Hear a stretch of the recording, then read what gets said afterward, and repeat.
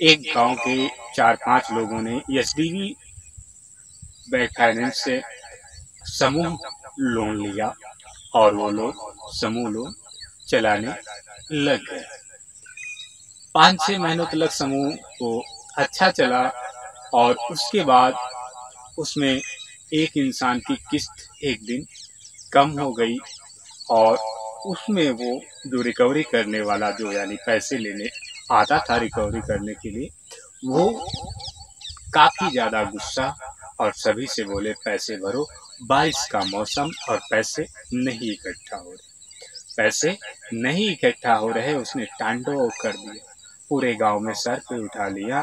परंतु उसके पास थोड़ा घना सरसों बचा था और गेहूं था, उसने वो बेच करके फिर उसको किस्त दिया। जब उसने पूरे गांव को टांडों पे उठा लिया कि पैसे नहीं दे पाता, ये है वो है, चार बातें उसको सुनाया, पूरा टांडव, पूरा गांव में उसने टांडव कर दिया रिकवरी एजेंट ने। तब उसको गेहूं गेहूं बेच करके उसने पैसे दे दिए, वो किस्त चला गया। अब वो बुजुर्ग इंसान था, काम उसका लगना नहीं था और काम वो ज्यादातर कर भी नहीं पाता था, अपनी खेती बाड़ी में किया करता था, लेकिन बारिश के समय उसके पास फसल कोई भी तैनात नहीं थी। दोबारा फिर से किस्त आ गई, लेकिन पैसे इकट्ठे नहीं हुए उसके पास, पैसे इकट्ठे नहीं हुए। रिकवरी एजेंट फिर से बताया उन्होंने कि समस्या हो गई, पैसे इस बार इकट्ठे नहीं, मैं ये कुछ नहीं जानता हूँ, मुझे पैसे चाहिए चाहिए चाहिए चाहिए चाहिए, चाहे जहां से भी दो, चाहिए मतलब चाहिए तो चाहिए। अब पैसे उसके पास इकट्ठा नहीं, किसान वो बेचारा काफी ज्यादा परेशान हो गया। अब बाकी लोगों की किस्त जमा हो गई। अब वो गरीब इंसान था, 4 लोगों से पैसे मांगने के लिए गया तो पैसे नहीं दिए किसी ने उसको, पैसे किसी ने नहीं दिए। अब वो काफी ज्यादा परेशान हो गया, काफी ज्यादा परेशान हो गया। अब उसके समझ में नहीं आ रहा मैं क्या करूं क्या ना करूं। उसका बेटा था छोटा सा, उसका बेटा था छोटा सा।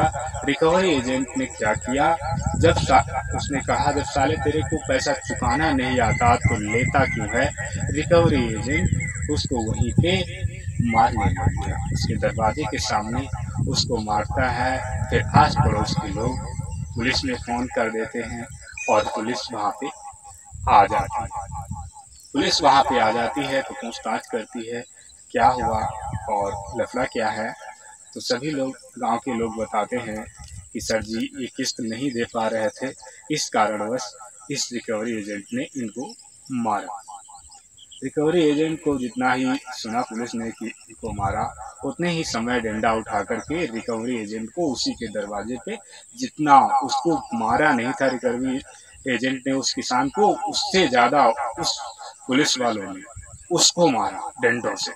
रिकवरी एजेंट के साला गुंडागर्दी करता है, साला गुंडागर्दी करता है। किसी गरीब इंसान को पैसे नहीं है तो बैंक के नियम के आधार पे चलना, बैंक के नियम के आधार पे चल। किसी को मारेगा है, किसी को मारेगा तू।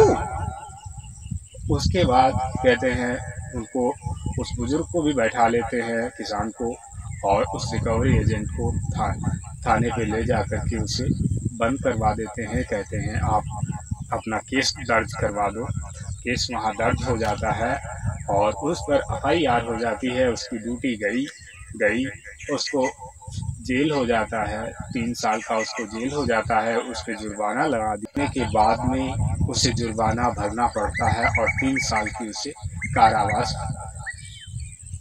सजा उसे कार्रवाई हो जाती है और 3 साल तक वो जेल में ही सड़ता रहता है।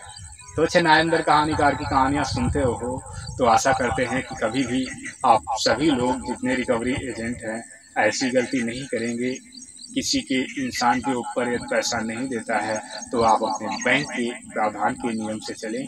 आप अपनी तानाशाही और गुंडागर्दी किसी इंसान पे ना दिखाएं, क्योंकि कानून सबके लिए बराबर है और खास करके गरीबों के लिए नियमों के लिए बनाया गया था, जिसमें कोई भी गरीब सताया ना जा सके। यदि आप की बैंक में सेठ हैं तो गरीबों के साथ में डॉक्टर BR अम्बेडकर साहब का बनाया हुआ संविधान है जो उनकी जान की रक्षा करेगा।